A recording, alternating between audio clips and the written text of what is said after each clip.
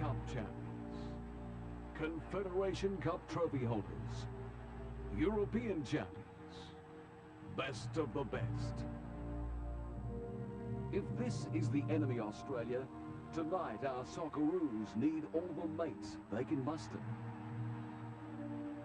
With our many champions home at last, and just one step from the final World Cup qualifiers, Australia versus France, live on C7 Sport.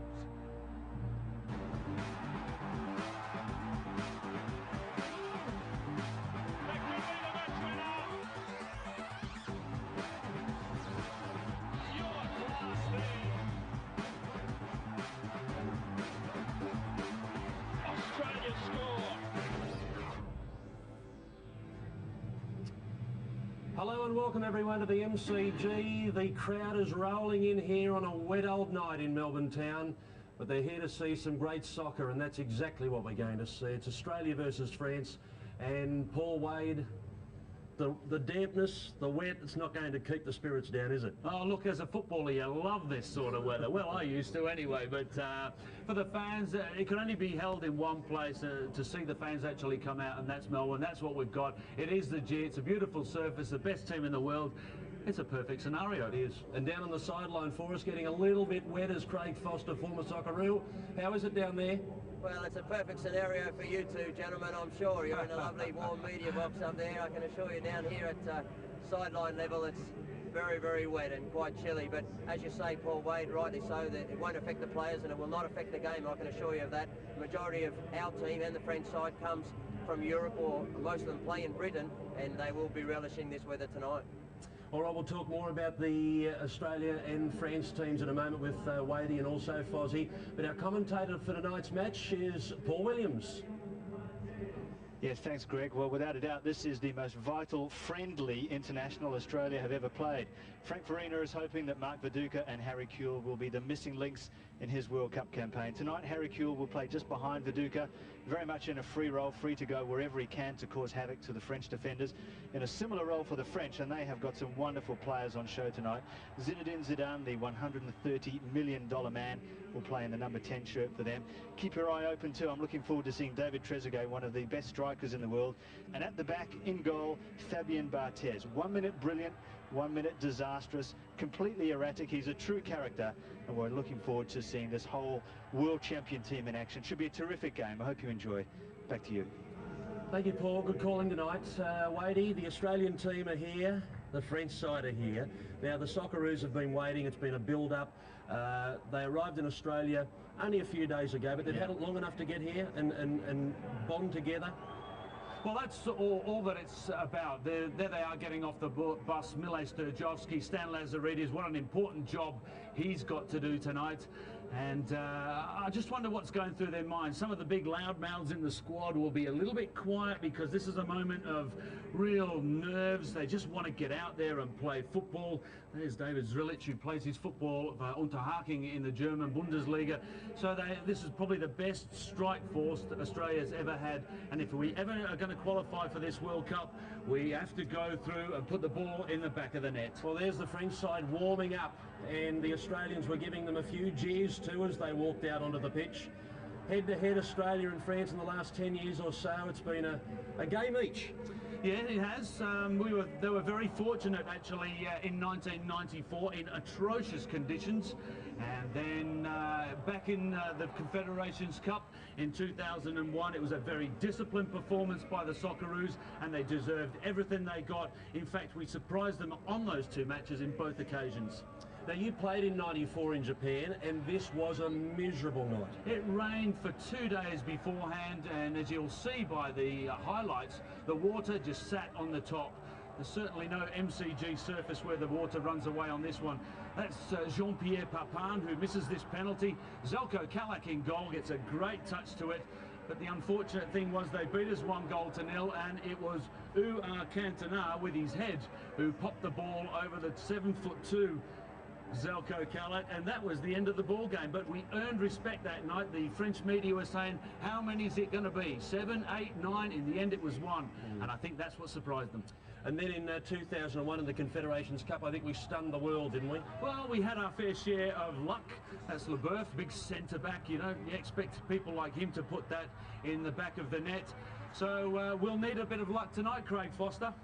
Yes, we certainly will, Paul. And the vision that we're seeing there when we did beat France, the world champions in the Confederations Cup, with a lovely goal from Clayton Zane, that's really put this French team on notice. And we know from talking to them over the last couple of days that they've come here with real intent tonight. They've come here to do themselves proud, to show the world that they are the best side going around at the moment, and they want a result tonight. Craig Foster on the sideline for us all night tonight. The crowd's getting very, very edgy. They're standing by for Australia and France. This is it. This is the world champs in town to take on our Socceroos. And we're coming back straight after this break.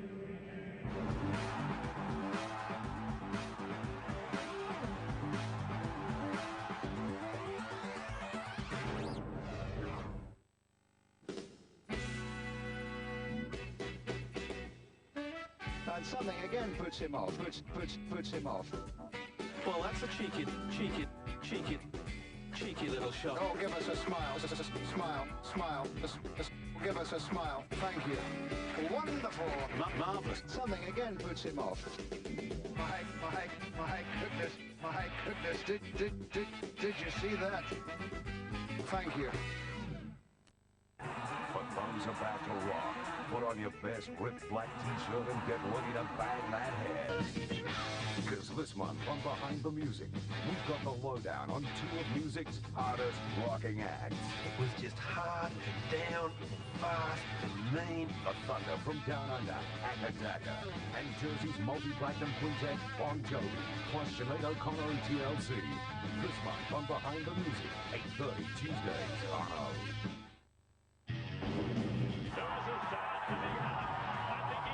This is the one you've been waiting for. Final Judgment. Repeat or revenge. No way, I think he'll beat me twice. Lennox Lewis, The Rock Robert. The World Heavyweight Title Rematch. Live on Main Event. Sunday, November 18th, 1 p.m. Call 1-300-300-666 and book now. Right now, Harvey Norman, you can buy on 15 months interest-free term. No deposit, no repayments until 2003. That's right, nothing till 2003. What a deal. Now's the time to buy electrical, computers and communication, bedding and furniture. 15 months interest-free, no deposit, no repayments until 2003. Minimum purchase $500. Conditions, fees and charges apply. See store for details.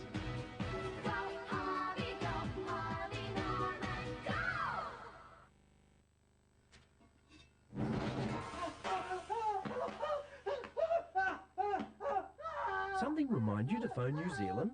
With Telstra Homeline Plus, you can chat for the first 10 minutes for just $1. So now you can call more often. Exclusive to C7 Sport, the greats of world hockey. Oh, my goodness me. What a goal. C7 Sport brings international competition home to Australia. Tomorrow at 2:30 p.m, the spectacular action continues. And it's there. Don't miss the last two games before the final. It's down to the medals for who will take the win in the battle for the bronze. The 23rd Men's FIH Champions Trophy, live and exclusive to C7 Sport. What a strike!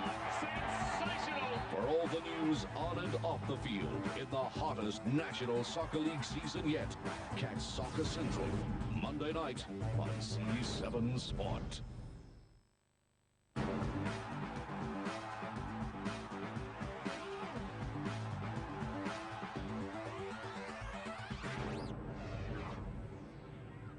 Welcome back live for the MCG. As you can see, the rain is starting to go away, and it's gone away at the right time, Wadey. We've got plenty of umbrellas and plenty of white-sheeted fans out there. They've got their handouts and they're keeping as dry as they can. Well, that's what it's all about for Melburnians. They just deal with it. You know, instead of moaning about it, they've already bought their tickets. They say, well, let's get out there and support these Socceroos, because we don't see quality like this every day of the week. The world champs are here. Let's have a look at their lineup. The world champions of soccer. And Barthez is here. He's made it and he will play. Well, I'm looking forward to Leboeuf and Desailly against Kuehl and Viduka. What a matchup that will be. Vieira on the left-hand side of midfield. He'll be a bit of a maestro, just sitting in front of those two defenders and making life difficult for service into them. And up front, Trezeguet and Dugarry, well, I guess we'll see the best of them. Perez is the man for me. He showed us in the Confederations Cup that he can score goals. He can make runs from midfield. I just wonder who's got the engines to go with him. Well, here he is, Robert Perez, the man worth watching. There are a few of those in this side, though, aren't there? Well, have a look at this for a strike. This is a guy who plays in midfield. Thank you very much indeed. This was against Brazil as well. The timing of this, not only the shot, but the run, and that's what he is very good at, and that's something that we've got to keep under control. This is again in the Confederations Cup. Thank you very much over the top. So it's not all power. There's a little bit of technique in there, a little bit of skill. Left foot over the top, and that was crucifying the Koreans on that occasion. Patrick Vieira is another one that will be very hard to hold out. Look, he's a big, strong guy. He's not the fastest guy you'll see ever in the world, but he can thump a ball as well. He dictates the pace of the game in the middle of the park. And I'm looking at this, 30 metres out from goal. Again, you're going to need a goalkeeper in top class. Mark Schwarzer usually has to make 2 or 3 saves. I think tonight he might have to make 4 or 5 and good quality saves. It's going to be a nightmare for goalkeepers in these ordinary conditions. As you can see, he'll get himself forward as well. So the likes of Harry Kuehl and Skoko and Ocon in the middle of the park have got to be able to work hard and communicate with each other. We're not going to get blown up here, are we? All part of the pre-match entertainment. What about Craig Foster? How are the fireworks, mate? Mate, I've got an absolute box seat here, guys. They're right at my right shoulder here. So if you see a skywork coming over my head, you're going to know what it's all about. But yeah, it's certainly this French side. It does look fantastic. Watching it warm up here earlier, they're right up for this game. Make no mistake about that. Roger Lemaire said yesterday, Wadey, that they've got enormous respect for the Australian team, and so they should have. We beat them in the Confederations Cup, and once again he says that they're here to prove a point. All right, let's have a look at the Australian lineup now. Mark Schwarzer is in goal, and Harry Kuehl and Mark Viduka are there. Doesn't it look good to have their name in lights? It looks great. Brett Emerton, the last time they played the French national team, when they won 1-0, tore them apart down the right-hand side. He'll be paid special attention. It was that time when they were talking about Emerton going to Liverpool for $20 million. The grey area has been, will Harry Kuehl play where we show him at the moment, or will he play in midfield? Frank Farina has gone up front with Mark Viduka, so that's an interesting pairing. It'll be interesting to see how that pans out. Mark Schwarzer's got a huge job in his hands tonight, but the experience he's getting in the Premier League and some of these goals that you're about to see now, or the goals that he stopped, are just quite amazing. You know, he's in peak form, isn't he? Well, he's not only a good shot stopper, he's a good organiser. He screams and shouts. Here's a perfect example of his agility. It was like Air Jordan suspended in air. Well, Robert had every right to believe that was in the back of the net, but look at the agility here. Perfect example to any young goalkeeper that how agile you've got to be to play in the English Premier League. Mark Bosnich, of course, not here, but Schwarzer's keeping him out, isn't he? What a fight for the #1 shirt in the country. We've got the best strike force we've ever had in green and gold, and now we've got competition at the back. If you're ever going to win any title, you need to build from the back, and what a great start with Mark Schwarzer and Mark Bosnich.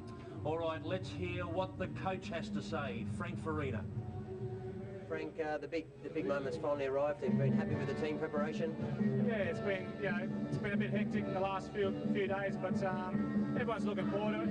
It's the last big one before the qualifiers, so hopefully things will go well. Up against the world's greatest team. Any special tactics for tonight?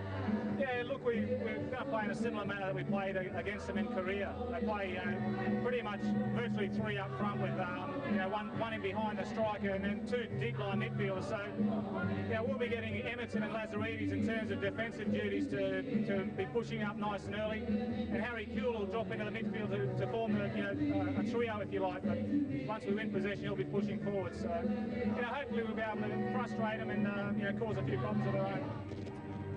How's he looking? I think he's looking confident. He's done a lot of homework on this because he knows that revenge is in the air for the French national team. Interesting to note that Harry Kewell will be playing in behind Marc Viduka, looking at those comments. Now that will give Leboeuf and Desailly a bit of a problem. Do I go with Harry into the midfield or do I sit and wait for him? Harry's brilliant at exposing that. Stand by, it's all coming up here live at the MCG. You're watching C7. We'll be back with more in a moment.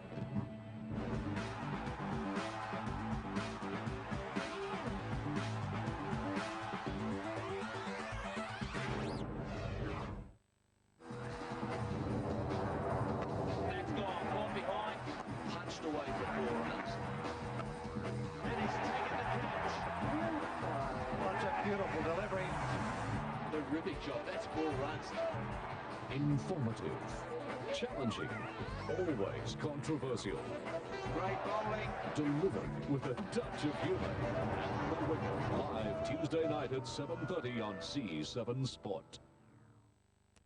It's an obsession that's reaping billions for government and industry alike. A lot of people see gambling as bad. But at whose expense? I'll let them down. Australia is the #1 gambling nation in the world. It's a nightmare. It's a total nightmare. The social costs can no longer be ignored. It gets to the point where you hurt too many people. Take a behind-the-scenes look at the fluctuating fortunes and failures of the gamblers. It's the game. The 6-part series, Friday at 7 on Odyssey. Is there something bad here? You know, Doc, when something happens, you can leave a trace of yourself behind. Come and play with us, Daddy. Not things that anyone can notice, but things that people who shine can see. From director Stanley Kubrick comes the Australian television premiere of The Shining. This Saturday in Movie Extra's month of Kubrick Festival.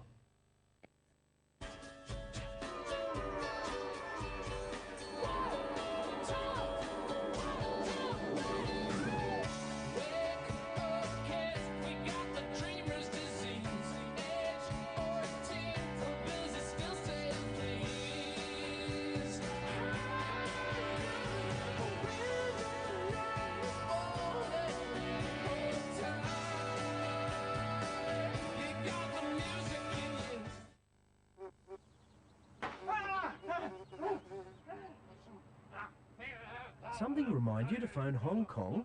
With Telstra Homeline Plus, you can chat for the first 10 minutes for just $1. So now you can call more often. Oh, yes, away we go. Tackle the big ones Tuesday at 8:30 on C7 Sports. Australian fishing and boating is FAB. Catch the fishing mission with Shane Mensforth. How good's this?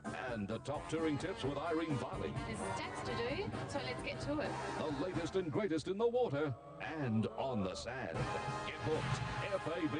Tuesdays 8:30 on C7 Sport. Speedway action. The British Elite League. The toughest domestic league in the world. Aussies mixing it with the world's best. The British Elite League. Wednesday night on C7 Sports.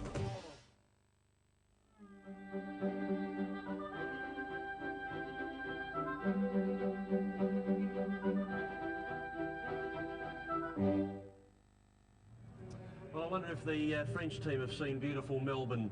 No doubt at all. I mean, they're using this not only a game against Australia, but a bonding session. They get 2 weeks away from the humdrum of European football. I'm sure that's what Roger Lemaire was looking at when he dragged them all over to the other side of the world.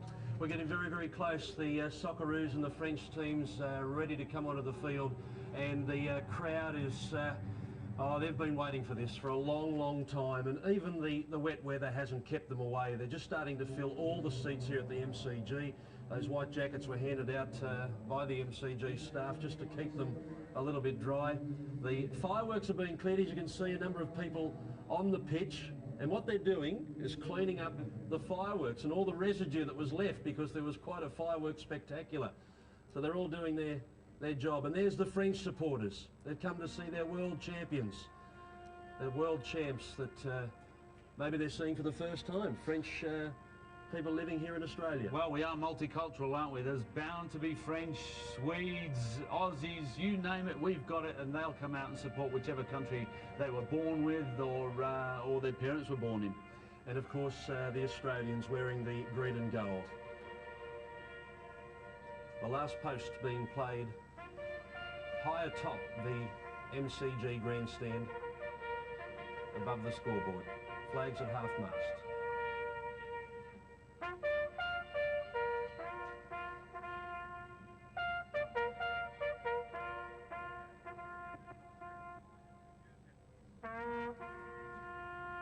Ladies and gentlemen, it's time to go to our match commentator for tonight. Good evening, Paul Williams. Good evening, Greg. What a marvellous occasion. And good evening, Australia, as well, at the start of a most thrilling fortnight for Australian football. The main course, of course, begins a week on Tuesday in the first leg of the World Cup qualifier. But tonight we have a quite sumptuous entree. France, the world champions.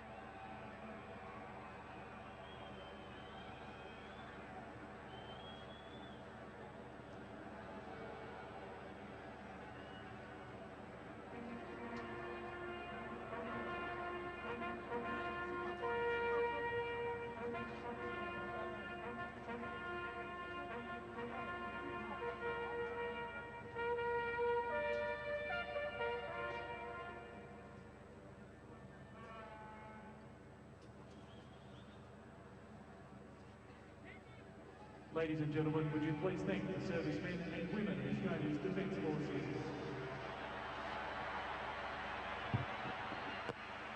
We'll be back in just a couple of minutes with the main event as the Hyundai Socceroos take on the reigning world champions. Well, here come the Australian team out onto the MCG, rushing for the bench, the dry spot on the bench if there is one. I doubt it very much in these quite appalling conditions here in Melbourne, but what should be a marvellous game of football. Australia have 90 minutes to fine-tune this young and vibrant lineup ahead of their World Cup challenge. The last post has been played. It is Remembrance Day. This match is going back live to France at 11 a.m. in the morning. The 11th hour of the 11th day of the 11th month is the significance of the timing. Well, they're calling it an international friendly, Paul Wade, and I don't think there's any such thing, particularly tonight. No such thing in world football anymore. Every time you play an international, you get points. You are working to become the #1 team in the world. The French have taken over that mantle from the Brazilians not long ago. In fact, just as the Confederations Cup was being played, they want to stay there. And anybody, including Australia, taking points off them will not be a good thing for French football. It would be quite embarrassing for this French team to lose here in Australia. Alain Bohosian, one of the substitutes tonight for this French team. Everyone disappointed not to play, of course, but you can expect quite liberal use of the substitutes. Mikel Silvestre, the Manchester United left fullback, I spoke to him just yesterday. He said he was still feeling quite tired from the journey over. The French plane that the players came over on was kitted out quite superbly by all accounts. He was saying that there were massage tables on the plane and physios and masseuses just to try and help the players recover as best as they could on the way over. The plane itself, the journey itself, cost well over $1 million just to get them here, just to try and look after the #1 team in the world and make sure that they put on a good show tonight in Australia. And Paul, after the defeat to Australia just a few months ago, they will want to put on a good show tonight, because 2 losses to one team in 1 year is unthinkable. Well, they played good football the last time in the Confederations Cup, even though they were beaten by the odd goal. You remember the Leboeuf miss, what, 4 yards out from goal? I mean, that, if he gave him another 10 chances, he would put all 10 of them away, but he just happened to miss that one. He was sent off as well, even though it was a late send-off, and the decision had already been made. The scoreline had already been set in concrete. But they did have some chances. They did have all the luck in the world with the Aussies. So I'm expecting a different game today. Very entertaining, but I'm expecting goals tonight, because this is wet. This means mistakes. Yes, I must admit I agree with you, Paul. The conditions here are very slippery on the surface of the MCG, though I was out on the pitch before, And as Frank Farina walks across the MCG, just glancing down to check on what he thinks of things, it is actually quite firm underneath a very wet surface. Lilian Thuram, interestingly enough, the French fullback, was complaining that the ground was a little bit too hard 3 days ago when the team trained here, and he pulled out of tonight's match with a bad back because of the firmness of the ground. But there's a bit of give in it tonight, but there'll be no give between any of these players as the two teams come out onto the park.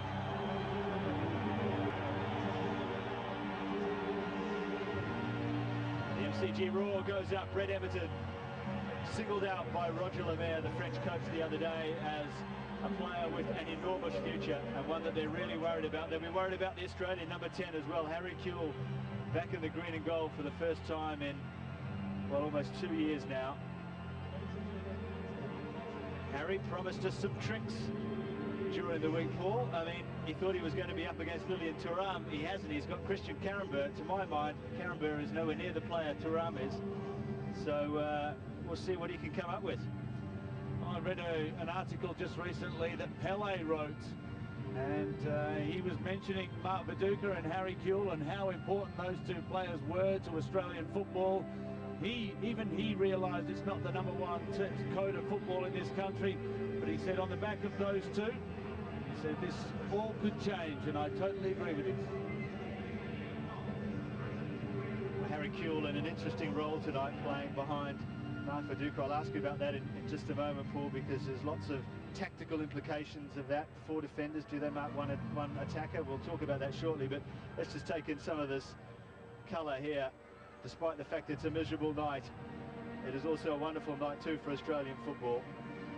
French fans around the MCG and many Australian fans as well.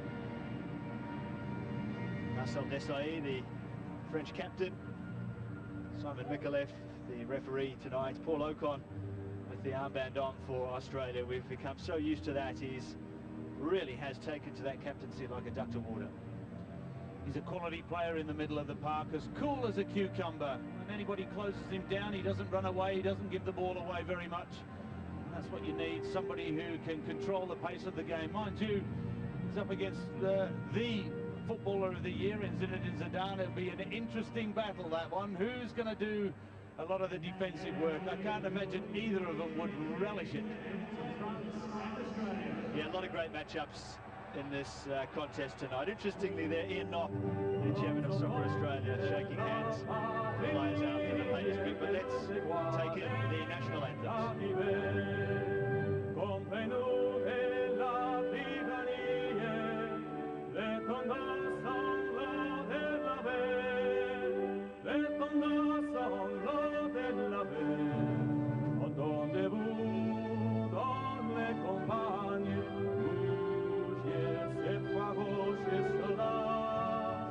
Il viene jusqu'à ton voix, et gaucher vos fils et vos compagnes, vos âmes citoyennes, vos mères, vos patriotes, marchons,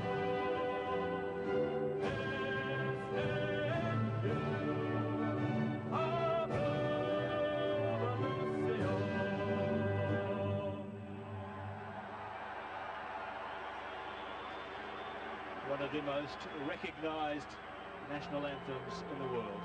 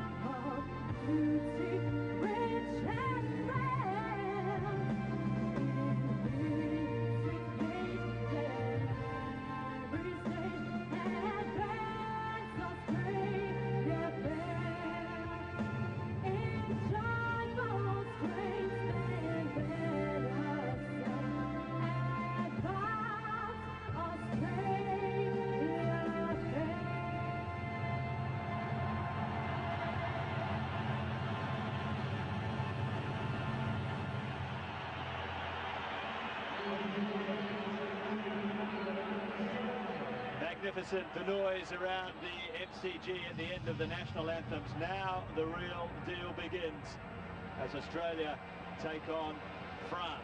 They're the world champions, they're the European champions, they're also the current holders of the Confederation Cup, and they're looking to conquer another corner of the globe now with their visit down under to Australia. Zinedine Zidane, regarded as the world's best player, certainly the most expensive player in the world, and he wants to get the best shot he possibly can of the great stars that are here on show tonight. Well, here is the Australian team. Frank Farina has stuck with a team that's already done a very good job on France earlier this year. 3 changes to the team that beat France last June in the Confed Cup. 2 of them are Harry Kewell and Mark Viduka, named together in attack tonight, perhaps a little bit surprisingly. The 2 are very much in the spotlight. It's the same 4 midfielders with Stan Lazaridis and Brett Emerton outside of Paul Ocon and Josip Skoko. 1 change at the back, Sean Murphy in for the injured Tony Popovic. Well, can imagine how Mark Viduka is feeling right now. The last time he played here, he was man of the match. He was paired with Paul Agostino on that occasion, and everybody was in agreement that night. It was a full house. He was absolutely superb. That's the man he's got to beat, Barthez, and I wonder how confident he is after the mistakes he's made in the Premiership in England in the last couple of weeks. And there's been a few of those. We'll check on the French starting 11. Well, Roger Lemaire was very coy with his team, I must say, leaving it right up until an hour ago before he named it. The one surprise is Christophe Dugarry has earned a starting jersey after some excellent club form. David Trezeguet and Zinedine Zidane, the world's most expensive player at $130 million, completes the attacking triangle. Fabien Barthez was doubtful right until the last minute with a hamstring tweak. He starts, and Christian Karembeu comes in at right back.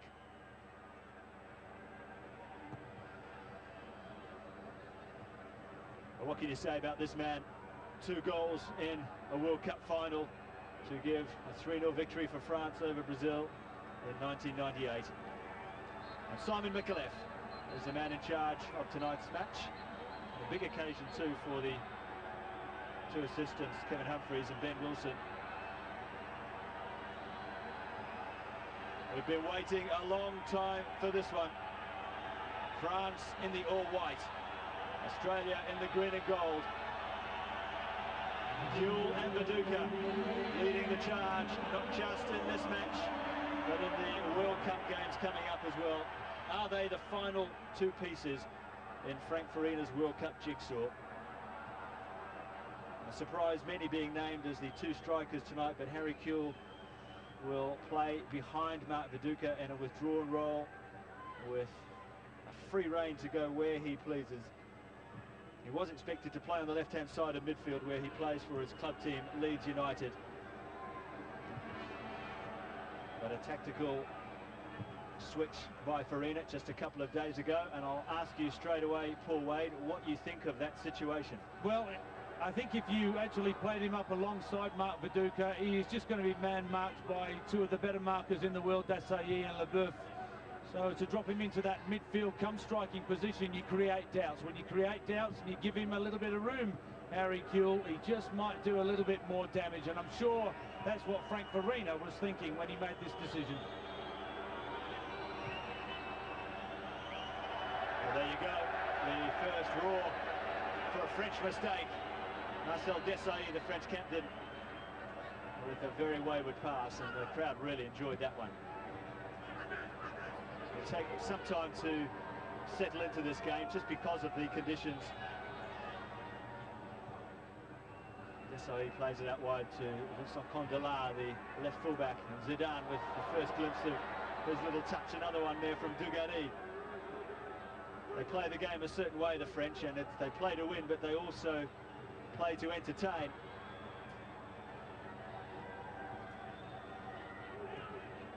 Well, how will France adjust to Kewell in that role? They've got 4 defenders marking 1 attacker in Mark Viduka. We'll see as the game goes on whether anyone pushes on Harry Kewell.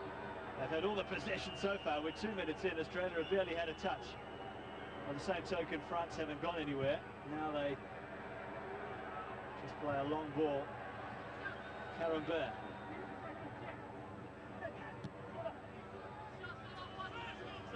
Perez, who lines up on the right-hand side of midfield. Zidane coming awfully deep to get a touch and get more involved. Leboeuf, who hits a wonderful long ball.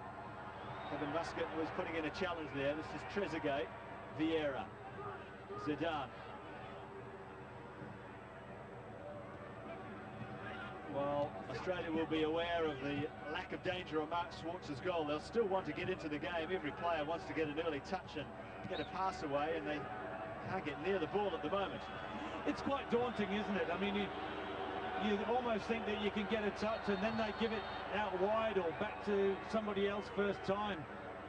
And you get frustrated and you start giving free kicks away. Now, you don't want to do that anywhere near the 18-yard box because Mark Schwarzer doesn't need that.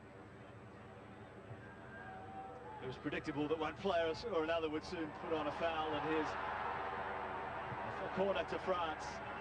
Just to break up the rhythm of the other team, you've got to do something. So there's some work to do in defence for Australia before they've barely had any possession of their own. As Zidane goes across to take the corner. Plenty of movement in the area. Schwarzer comes for it. It's a loose ball. It's stayed. No, it's just gone out. Zidane will have another crack. Schwarzer, short corner. Schwarzer at least a metre or two off his goal line as France swing another one in.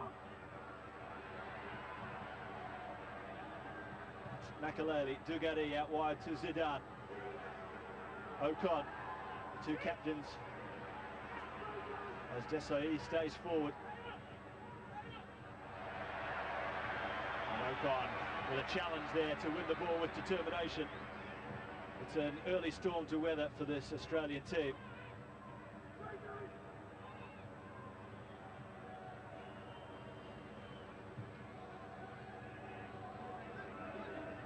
Karambert.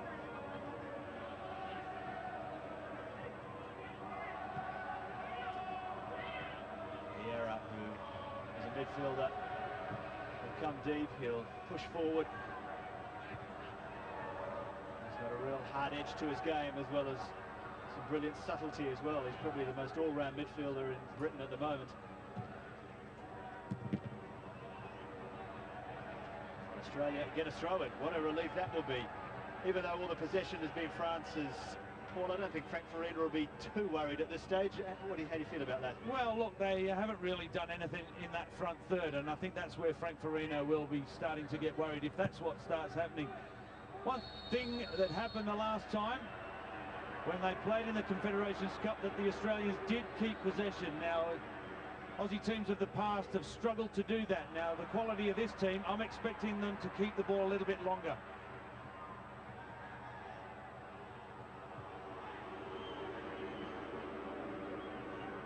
They will want to just settle into some rhythm of their own as soon as they possibly can. We're in the 6th minute and they haven't had too much of it so far. Fabien Barthez gets a mixture of jeers and cheers. As you mentioned, Paul, some mistakes that have been very well highlighted in the English Premier League recently. For Manchester United, he would have been given a real roasting by his coach over that. How will it affect his international performance? And there's a free kick for France in the corner. Vidmar, guilty of holding back Perez. Robert Perez scored against Australia once back in 1996 in the Olympic Games. And France won by 2-0. Zidane takes it short, and that's well cut out. An important header away there at the front post by Tony Vidmar. Mark Schwarzer, as you can hear, calling out the instructions.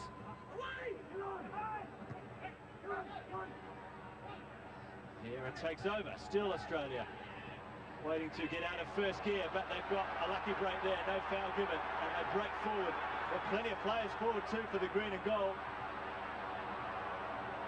Ball given away.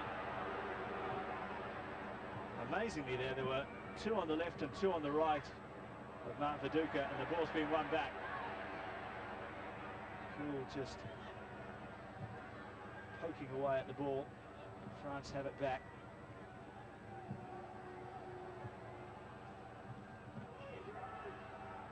That's a great win in the air.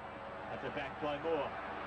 Ocon, through ball was a brilliant idea to Kill, who managed to stay onside. Well cut out at the back by Leboeuf. The game opens up now. Here's Dugarry in some space. A little through ball for Trezeguet. That's a great tackle by Muscat coming in from the right-hand side. An important one as well, as Trezeguet was just about to unload a shot. He had to make that one. He had to win the ball. Referee would have pointed to the spot straight away, at least a yard inside. And you don't need that from Mark Schwarzer. And that might be a problem. I always think that players passing the ball back to goalkeepers is not taking the responsibility themselves. These conditions as well make it an extra risky ploy. It's important that Australia hold firm as the ball comes to Trezeguet. One thing which we learnt about this Australian team, Paul, in the Confederation Cup is they are a team that can really hang in there when they're under pressure. There were a number of times there against Brazil and against France that the team was under a lot of pressure, but the defence looked fairly solid that whole time. Yeah, there's no doubt about that. It's a very solid back four. Vidmar, Moore, Murphy and Muscat have been there right since Frank Farina took over. Maybe not Mark Schwarzer, but certainly those four know exactly what Frank Farina wants, and you're quite right, they'll fight tooth and nail. Kuehl and Emerton combining. Viduka's waiting in the centre. Kuehl's going it all on his own. Here's Viduka. Well, it's a free kick just outside the area. Welcome home, Harry. His first touch. And he ran at two French defenders and got past him, and it needed a foul by Makelele. I think that's why Frank Farina has put him in that not midfield, not striking role. He's somewhere in between. He can get the ball, he can run forwards towards goal. If he pushes him too far forward, he's always got his back towards goal, and you don't need Harry Kuehl in that situation. Look at Harry Kuehl there, just explaining to Stan Lazaridis what's required here. Lazaridis, the free kick taker from that side of the ground, but it was Skoko's free kick that got the goal in the Confed Cup, with Clayton Zane finishing off. He'll take it. Lazaridis does! Will hit someone to keep it out. And now the referee waves play on, and France break. There's a French player down, but Perez is in possession down that left-hand side. Zidane. Trezeguet back to Vieira.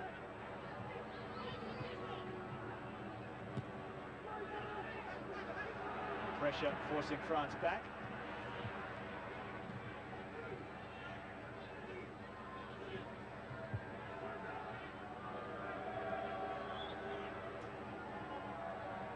Kamali will play it out wide. That's a loose ball. 10 minutes. Paul, I can tell you that the word from the sideline down here from the coaching staff is very clear, and that is get Harry Kuehl on the ball. I can understand that. Thank you, Craig Foster. Schwarzer dropped it. Well, a slippery ball, but it was kicked out by Mark Schwarzer as Craig Moore completing the clearance. But already we are seeing openings at both ends. Skoko saying that there was some contact with the ball.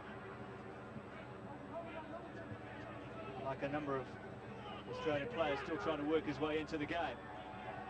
Dugarry to Zidane. It's an interesting ball, whipped across, the header is offside, surely Schwarzer held it anyway. To his credit, Leboeuf was offside. The flag had gone up, so play will go on.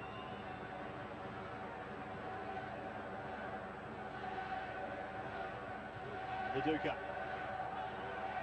playing on his home ground, in his hometown. Kuehl couldn't get to that one.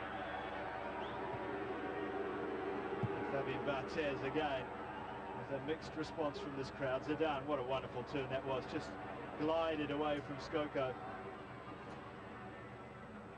Makelele. Perez. Christian Karembert outside him. I watched the French team train yesterday, and they Played a lot of possession stuff, short passes,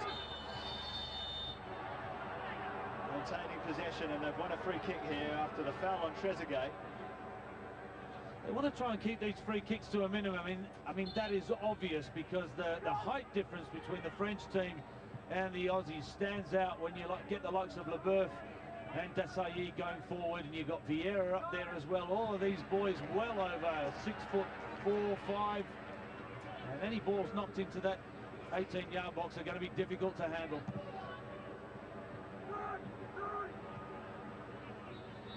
Well, the rain continues to come down at the MCG as Ocon finds Emerton, who you can sense is just itching to have it run at Vincent Candelar.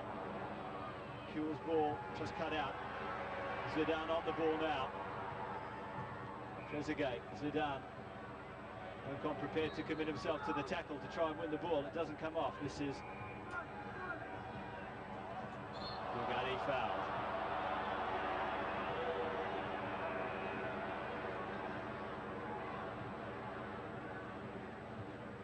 Kevin Muscat.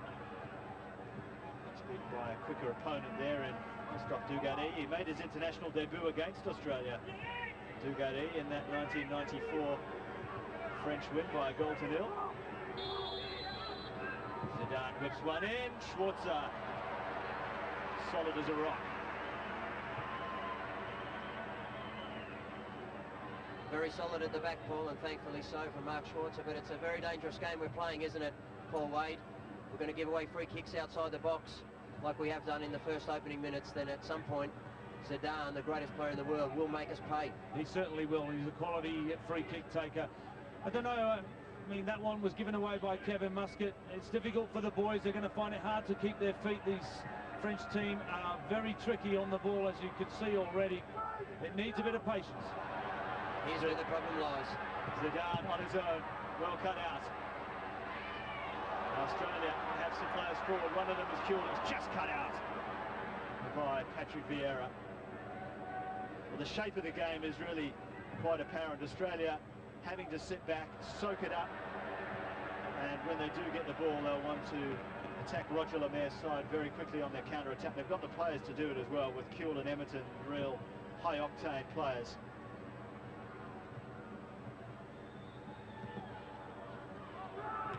Ocon helping it on, and behind the defence for Emerton to chase. Barthez with the first-time clearance. Reading an article on him in the match programme, and he admitted quite freely that during 90 minutes of football he loses concentration and his mind wanders off to other places. I guess that's what the eccentric footballers are all about. They're not the norm. This football is not the norm either. Brilliant move from Australia, just too far ahead from Emerton, but his back heel, Kuhl took up the cause and skipped past an opponent. What an exciting team Australia really have the potential to be.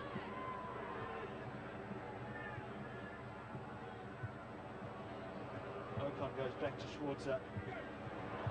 Trezeguet thought it was a back pass that was worth chasing just because of the conditions. Well, it's a crime, isn't it, that players of the quality that we have out there are passing the ball back to a goalkeeper whose job is to use his hands. And Zidane got past a couple there, one to the back post. No one on the edge of the area for Australia. Karambir in some space. French pressure is mounting on the Australian goal. Schwartz has come for that one, and he punches. There's Emerton in some space. I haven't seen that too often.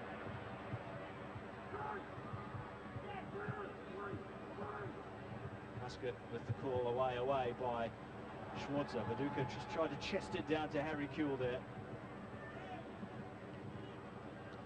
Well, the difference between the victory in the Confederations Cup and today is that this French national team, and it is very different to the last one. Danger at the moment for Australia, but that's very well won at the back. That's an Australian free kick. This French national team are putting pressure on right in the defensive third of the Socceroos. They're not waiting for them over the halfway line as they did at the Confederations Cup. And I'm sure they're very uncomfortable on the ball at the moment. It's horrible conditions, but when you add a little bit of pressure to that, at the moment the boys seem to be panicking and can't get their rhythm.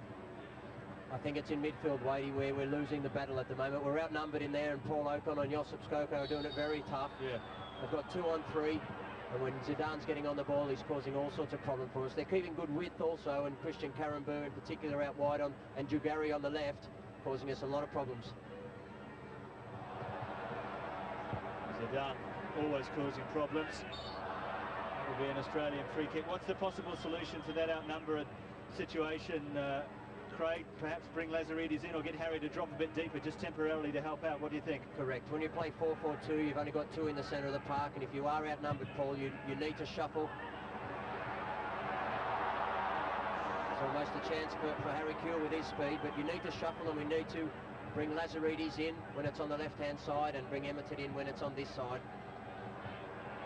You simply can't leave the players of the calibre that the French have, Patrick Vieira and Zidane and Pires, 3 of the finest midfielders going around in world football.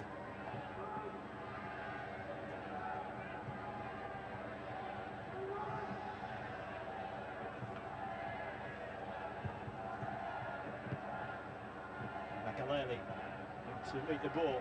Well won by Muscat. Ocon gives it back to him. Emerton had 2 on him very quickly. The French team were concerned that the MCG was a little bit firm for them. The surface was too hard. That was the problem for Lilian Thuram, who was out of tonight's match with a bad back, apparently, when they trained here the other day. But they are finding it to their liking at the moment as they come forward here. This is Pires. And this is some good defending from this Australian team from Lazaridis.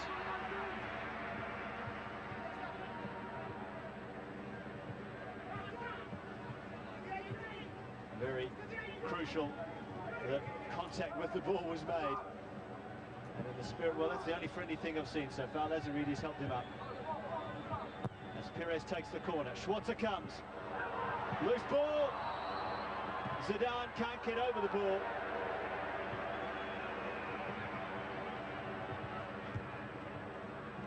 Schwarzer came off his line, as he has done throughout the game. Interestingly, in these appalling conditions, both coaches choosing to stand outside in the rain, outside the dugout.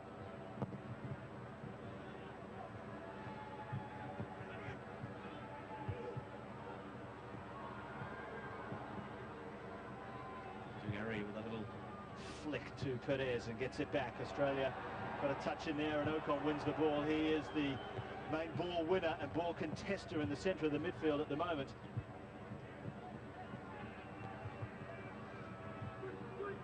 Well, we haven't got a midfield of ball winners really, with Emerton, Lazaridis and Skoko there, with Kuehl helping out as well. There's no one apart from Ocon who's really going to put himself about in the tackle. Yes, it's a tough one, isn't it? I mean, you want to play football, and I know these guys now, well, if you play in the English Premier League, you know, you've got to work hard and you've got to try and win that ball back, but it's going to be increasingly difficult for Paul Ocon. He's trying to keep Makaleli quiet, he's trying to keep the likes of Zidane quiet, and then he's got somebody like Vieira who's not getting involved until he really has to. Perez inside to Vieira, the 2 Arsenal men combining. Makaleli from Real Madrid. Condela from Roma, the Italian champions. It's a glittering array of football talent on show. Christian Karambou, a former teammate of Paul Ocon, and Mark Schwarzer at Middlesbrough. And Australia win the ball. A little bit of space on the right-hand side. Here's Harry Kuehl.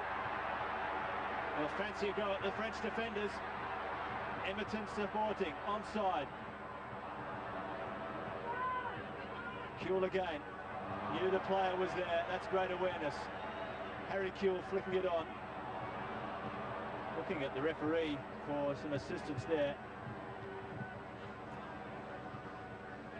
Well, he's really expressing himself,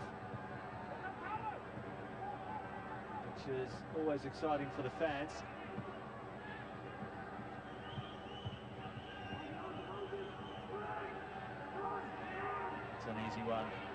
This time, a rare easy one for Skoko, Viduka, Lazaridis for the first time in a bit of space as well.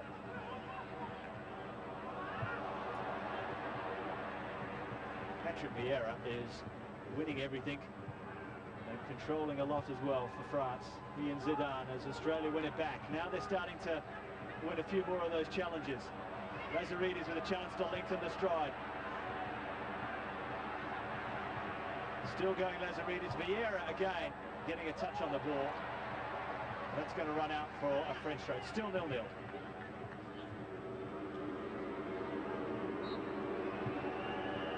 Well, the only thing you'd say to Stan, when he's got hold of that ball and he's only got Carambau in front of him, Carambau, for the last time these two teams met, played in the middle of the park. I don't know whether he's got the best of engines. I don't know whether he's speedy. Stan, just take him on. Just take him on out wide. Don't cut back into the middle, because that's where all the white shirts are. We don't need that. We need it out wide, hit the byline, get across him for Mark Viduka. Ocon takes over. Here is Mark Viduka. Harry Kewell's away to the right. Just helping it on to Emerton, but he couldn't quite keep it in. He's unlucky, but I think also what Stan needs, Wadey, there is he needs some support. He needs Mark Viduka to come across, and he also needs Harry Kewell in behind there to come square for him so he can play the 1-2 to get around Carambau. It's too easy for Carambau there. He knows it's one-on-one, and you know what he's going to do, Paul Wade. He's going to show Lazar inside and give him only one way to go. Absolutely. Straight into traffic. Vieira finally lost a tackle, and it was Paul Ocon significantly. Viduka. Well, Carambau guilty of the foul on Mark Viduka.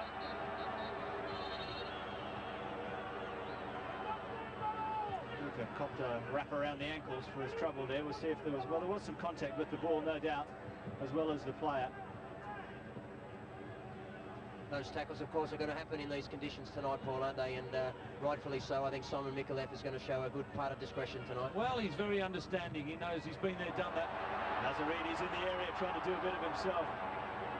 And the ref got a touch in there, but Lazaridis got past him.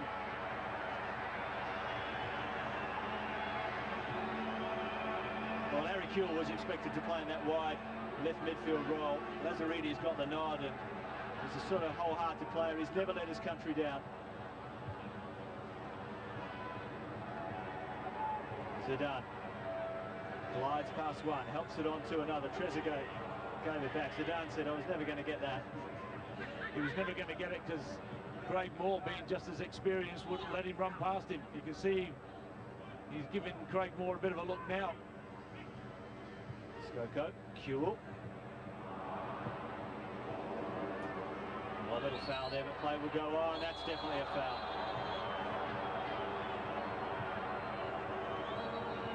Well, Ocon quick to apologise, and that may enable him to get a little bit of sympathy from Simon Micallef.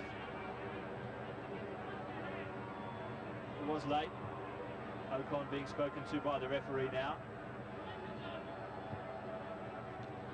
Paul Wade, you've been in that situation a few times. What's the ref saying to him? Well, in the old days, they would say, listen, I'll meet you in the bar after the game, but because he has to make the crowd look as if he's having a word with him, he'd probably just say, listen, Paul, pull your head in, I'll give you one more chance.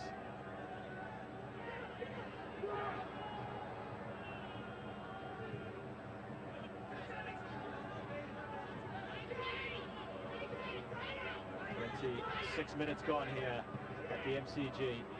Australia 0, France 0. Barthez is about 15 metres outside his penalty area. Maybe he's getting a bit bored and his mind's wandering. We'll see. Kewell lays it off. Skoko.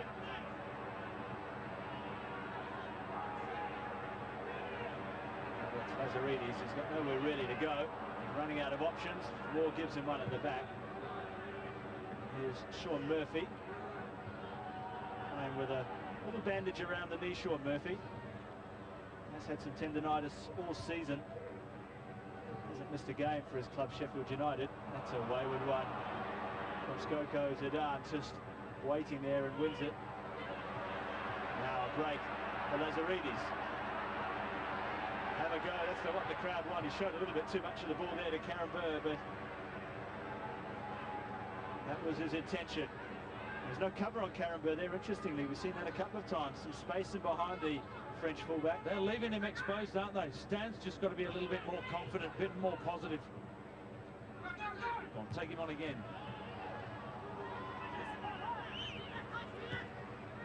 Mark Viduka hasn't been in the game so much as yet. Oh, that was a great challenge. Brilliant tackle by Tony Vidmar. Perez looked to be well past him, and Vieira puts one in of his own on Paul Ocon as the game just goes up a notch or two with the tackling. This is Tony Vidmar on Perez. Just got a toe in on the ball there. Perfectly timed in these conditions. Kuhl will keep this in. There's no one in the centre. Kuhl keeps the ball in, and Barthez had to come. Well, Harry Kuhl had no one to whip the cross over to, so he took his man on with the absolute minimum of space to move it. How did he keep that one in? Great place to keep it in. Got behind the berth. The ball. Well, good judgment from Barthez. Let's give him a bit of credit as well there. So now Australia can put some pressure on this French defence.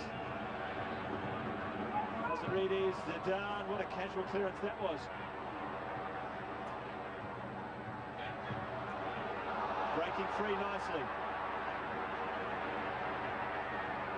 Kuhl onto the left foot. Skoko. Players waiting in the centre. All they need is a delivery. Back to Kuhl. 2 to beat. Goes past them both. 0-0 at the MCG. But Harry Kuhl in the last minute or so has shown what he has on offer, and there's absolutely plenty of it.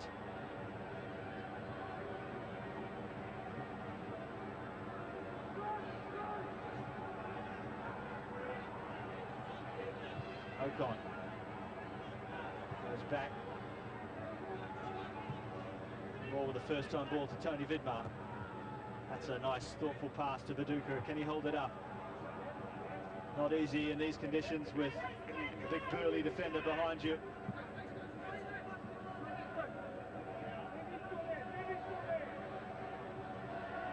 We've seen Mark Viduka play against Marcel Desailly a number of times for Leeds against Chelsea. Scored in a couple of games against Chelsea as well. He doesn't enjoy playing against that club. See if he enjoys against that particular opponent as the game goes on.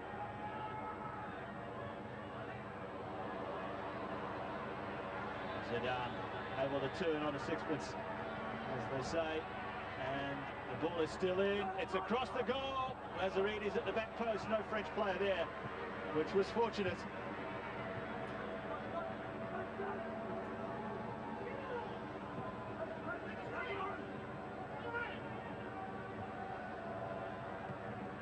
Perez will take the corner. 12-1. Straight to a French shirt, and the flag's up for offside. Well, Australia have played the current world champions on 4 occasions in their history. They've won 2 of those games, drawn 1 and lost 1. They beat Argentina 4-1 in 1988. It's a memorable game for my colleague on my left. They also beat France 1-0 earlier this year, so 2 out of 4 against the world champions is a terrific record. They are a country that really thrives on taking on the big opponent and bringing them down to size.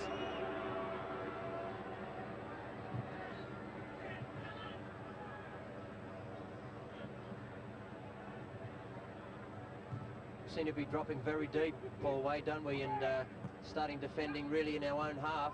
I'd love to see us start to defend a little bit higher up the pitch. Put a lot more pressure on them in midfield. Well, Perez was robbed again by some very resolute Australian defending. It's a very big ask, isn't it? You know how well they can keep the possession, the French. Kuhl inside, and that's a beautiful switch of play by Australia. We've got players forward here into the area. Leboeuf required to play it across. It was Skoko and Emerton combining.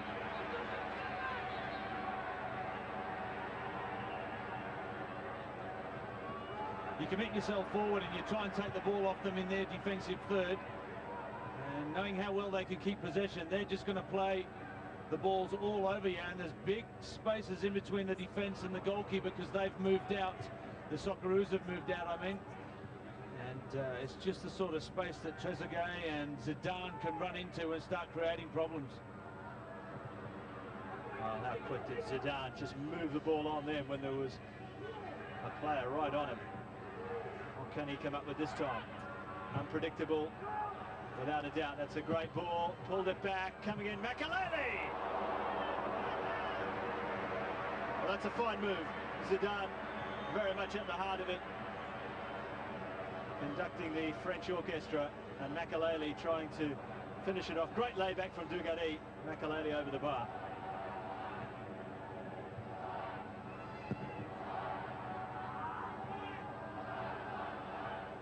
Chested down by Skoko for Ocon.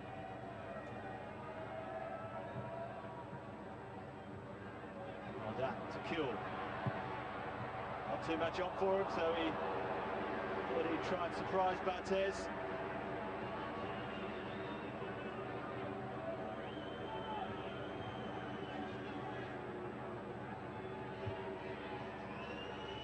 Fabian Barthez, he's barely trained yesterday, just did a few light laps around the park.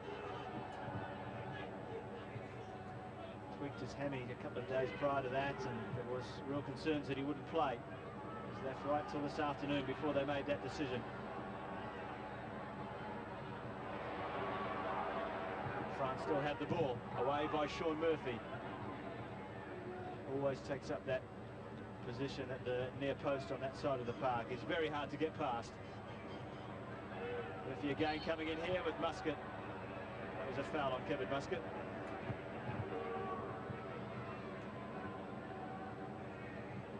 Another Melbourne boy. Used to play his football at Heidelberg and South Melbourne.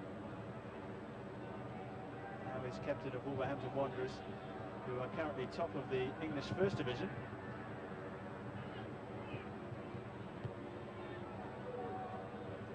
Vieira.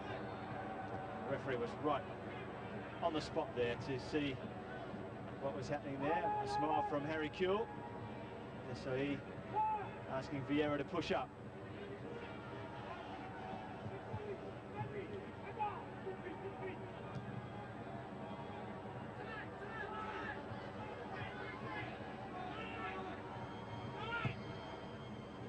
Aiming for Viduka, chesting it down to Lazaridis.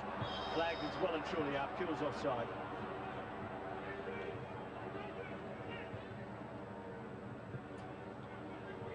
Australia's record in 2001 is they've won 9 and lost 4. They haven't drawn a game. Scored 78 goals. But if you followed their World Cup qualifying campaign, you'll understand why. With so many small Pacific nations to play against who weren't that strong. 22-0 victory, a 31-0 victory in games, so it was fairly easy for them. Conceded 9. Interestingly enough, France haven't drawn a game this year either. They've played 12, won 9, lost 3. So a draw is an unlikely result. Well, Patrick Vieira went down in a heap there for sure because of the challenge by Skoko, who immediately goes over and apologises. And Roger Lemaire looks on. Well, the ball was there to be won. I don't think Skoko can be really blamed for this one. It's Australia 0, France 0 with 9 minutes to go until half-time.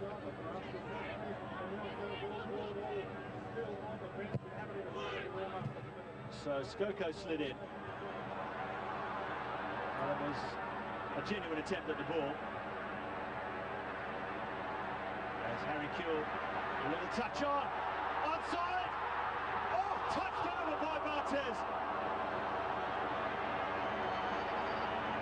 Emerton holds his head in disbelief because that was a quite wonderful save from the French goalkeeper. Australia's best move of the game. Kuhl at the heart of it, really running. Emerton onside. The offside trap was sprung. He did everything right, Paul Wade, and that was a top-class save. Yeah, I tell you what, he's just a delight to watch, isn't he? Every touch Harry Kewell makes, he never overruns the ball. His next touch is just another part of his stride, and I think that's why he's so electrifying every time he takes the part for Leeds United. Lazaridis with the corner. Aussie hearts are up. Australia's best chance of the match, and probably the best chance of the match. Kewell again keeps it in. Players at the back post for Australia. Their best spell of the game, without a doubt, as Zidane just tries to steady the French ship. And Perez has time as well.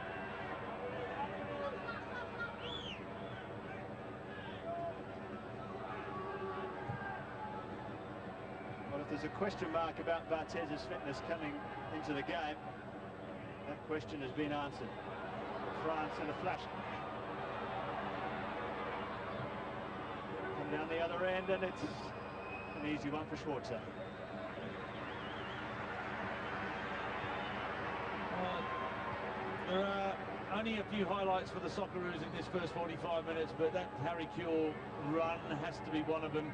Mark Viduka's been a little bit quiet also. Brett Emerton has been a bit quiet on that right-hand side.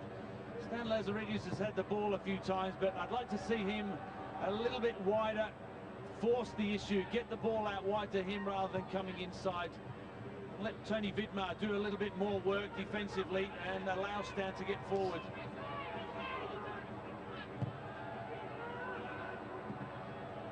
Confidently back to Schwarzer from Muscat. That was very nicely done indeed. He's been an international for 10 years now, Kevin Muscat, starting way back in 1991 with the Australian under-20 team. So many of this Australian team have been developed together through the various junior teams of Australia. Viduka also played in the under-20 team and the Olympic team twice. Now the full Socceroo team. Ocon the same. That pass is easily cut out by Desailly, who stepped in front of Viduka. Trezeguet. Bugatti waiting for some options. Makalele to Vieira. Zidane. Perez, that's a good ball for Vieira. Very deep run, but he couldn't keep it in.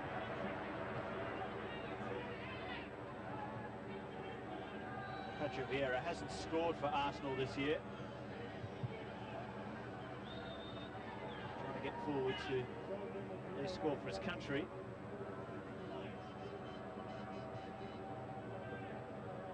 Very much the leader in the centre of midfield for this French team.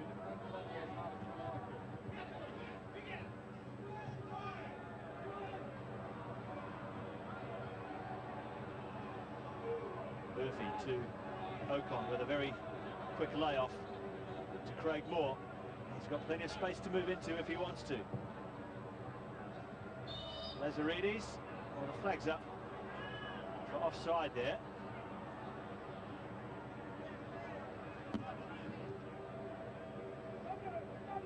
Mark Viduka hasn't played for Australia since March of last year, when Australia were beaten 3-1 by the Czech Republic.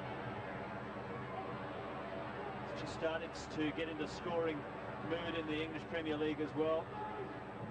Several goals in cup competitions, as well as a couple in the league.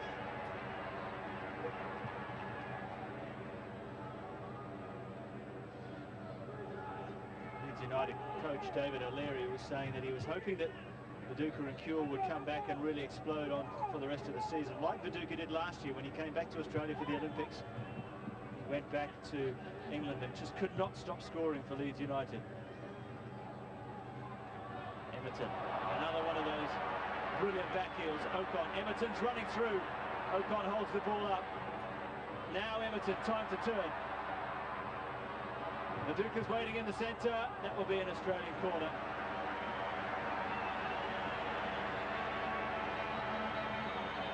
A real flair from this team as well as being solid. Well, there's a perfect example of how they can attack if they put themselves in a more positive frame of mind. I think they haven't had the ball too much in this first 45 minutes, and they've been a little bit cautious to go forward. I'm talking about Kevin Muscat and Tony Vidmar, but if they can afford a little bit more room, they'll get more involved. Just under 3 minutes to go until half-time. As they say, the perfect time to score. Stan Lazaridis on his back after taking the corner. Muscat to take the throw. Right into the corner for Kuehl. He hasn't got much room to move there. But he wins the corner.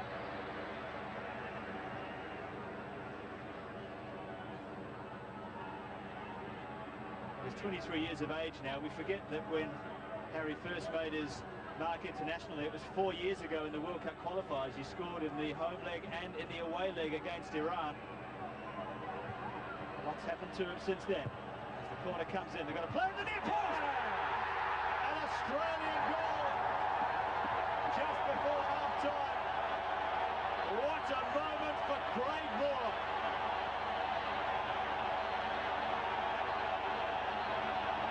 We saw several corners taken by Lazaridis on that side, cut out at the near post very easily.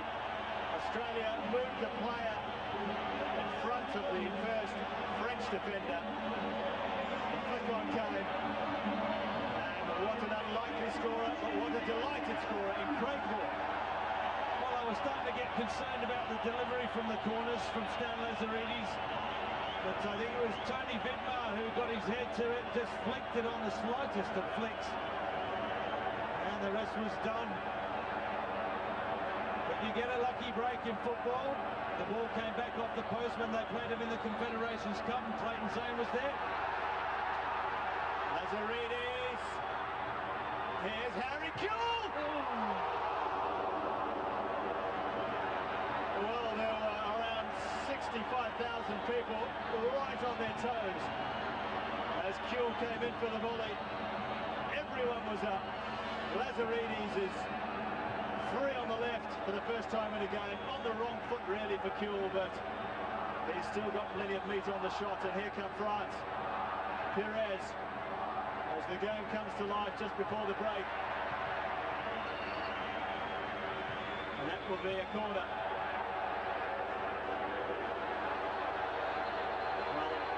There's a bit going on here, Muscat and Perez. Well, Simon Michalek's got to calm things down here.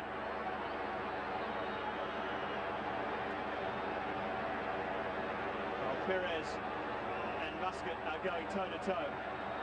Condolar having his say as well.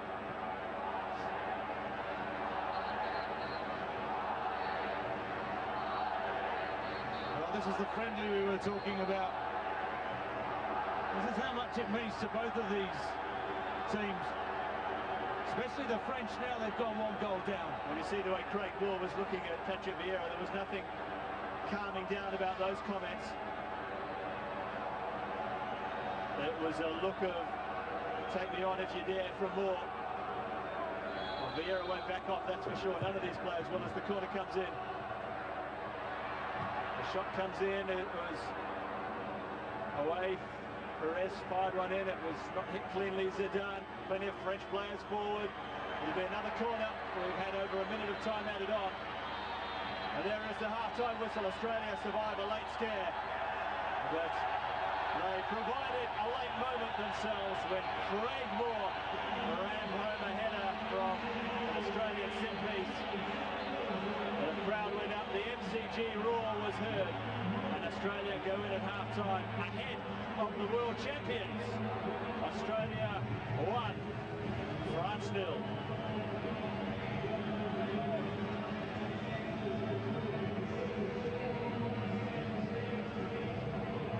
While the players make their way off, there's a lot to do at half-time for Roger Lemaire and for Frank Farina. Plenty left in this game. We'll take a break and be back with more soon.